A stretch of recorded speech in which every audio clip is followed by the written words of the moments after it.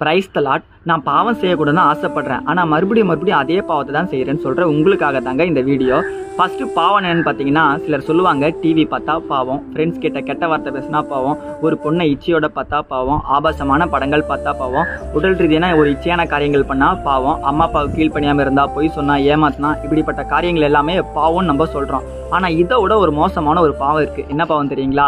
நீங்கள் ஏசப்பாவை ஏற்றுக்கொண்ட பிறகு, அவரோட பிள்ளையாக மாறிட்டு, அவரோட ரத்தத்தில் கழுவப்பட்ட பிள்ளையாக ஆகிட்ட பிறகும் நீங்கள் பைபிள் படிக்காமல் ப்ரேயர் பண்ணாமல் இருந்தீங்கன்னா அதுதாங்க மோசமான பாவம். ஏன்னா நீங்கள் பைபிள் படிக்காமல் ப்ரேயர் பண்ணாமல் இருந்தீங்கன்னா இந்த உலகத்தில் இருக்க எல்லா பாவமும் உங்ககிட்ட ஈஸியாக வந்துடும். நீங்கள் பாவத்தை மேற்கொள்ளணும்னா நீங்கள் ஏசப்பா கிட்ட நெருங்கி போகணும். அதுக்கு உங்களுக்கு வேத வாசிப்பு தேவை, ப்ரேயர் தேவை. இது இருந்தால் மட்டும்தான் நீங்கள் பாவத்தை மேற்கொள்ள முடியும். பைபிள் சொல்லுதுங்க, பாவம் செய்கிறவனும் பாவத்துக்கு அடிமையாக இருக்கணுமா. நீங்கள் பாவம் செய்கிறீங்கன்னா பாவத்துக்கு அடிமையாக இருக்கீங்க. ஆனால் ஏசப்பா சொல்கிறாரு, தேவனால் பிறந்ததெல்லாம் உலகத்தை ஜெயிக்கும்ட்டு.